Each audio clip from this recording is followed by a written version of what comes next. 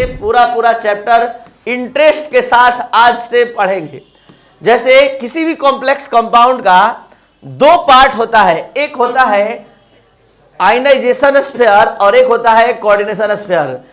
Ionization sphere और coordination sphere से मिलकर कॉम्प्लेक्स कंपाउंड बनता है। तो जो स्क्वायर ब्रैकेट के बाहर वाला पार्ट होता है वो आयनाइजेशन स्फीयर होता है, और जो कोऑर्डिनेशन स्फीयर यानी जो स्क्वायर ब्रैकेट के अंदर स्थित होता है उस पार्ट को हम लोग केमिस्ट्री के दुनिया में कोऑर्डिनेशन स्फीयर बोलते हैं, कोऑर्डिनेशन स्फीयर बोलते हैं। तो ये पार्ट जो आप देख पा रहे हैं, ये जो पार्ट है, ये वाला पार्ट कोऑर्डिनेशन स्फीयर कहलाता है, जो स्क्वायर ब्रैकेट में होता है। तो ये पार्ट आपका CS है, कोऑर्डिनेशन स्फीयर बोलते हैं। इस कोऑर्डिनेशन स्फीयर में दो केमिकल स्पेसीज होता है, एक होता है central metallic atom CMA, central metallic atom और आयन, और दूसरा होता है लिगेंड्स। लिगेंड्स होता है, ये लिगेंड्स है, इसको आप देख सकते हैं यहां पर भी, ये है सेंट्रल मेटालिक एटम और ये सभी क्या है, लिगेंड्स है। तो यहां पर आप जाने IS, CS, CMA और लिगेंड्स के बारे में। एक चीज और जानिए, कोऑर्डिनेशन नंबर, जितनी संख्या में लिगेंड सेंट्रल मेटालिक एटम के साथ कोऑर्डिनेट बॉन्ड बनाता है, कोऑर्डिनेट बॉन्ड की संख्या को the number of coordinate bond formed by ligands with central metallic atom is called coordination number. Coordination number क्या है? किसी भी कॉम्प्लेक्स में सेंट्रल मेटालिक एटम के साथ लिगेंड जितनी संख्या में कोऑर्डिनेट बॉन्ड बनाता है उसको कोऑर्डिनेशन नंबर कहते हैं। तो जल्दी से बता दीजिए कोऑर्डिनेशन नंबर कितना होगा।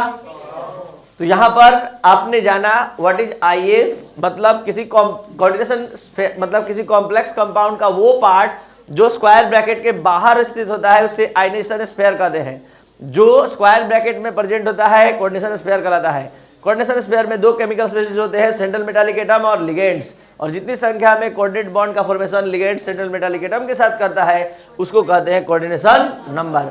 अगर आप सभी स्टूडेंट अच्छे से इसको समझ पाए तो कुछ क्वेश्चन का जवाब दीजिए जल्दी से। FeCO का होल 5, इस कॉम्प्लेक्स में लिगेंड्स कौन है? कोऑर्डिनेशन नंबर कितना है? 5, और इसमें सेंट्रल मेटालिक एटम, और इस पूरे कॉम्प्लेक्स में आयनाइजेशन स्फीयर में कौन है? कोई नहीं, आयनाइजेशन स्फीयर है ही नहीं। CONH3 का होल 6, CONH3 का होल 6, Cl3, इस कंपाउंड में आयनाइजेशन स्फीयर में कौन सा है? Cl3। कोऑर्डिनेशन स्फीयर में कौन कौन है? Cobalt and NH3। What is the coordination number of this complex? 6। कौन है लिगेंड्स के रूप में? NH3। कौन है सेंट्रल मेटालिक एटम? NiCO का होल 4, NiCO का होल 4। कौन इसमें लिगेंड्स है?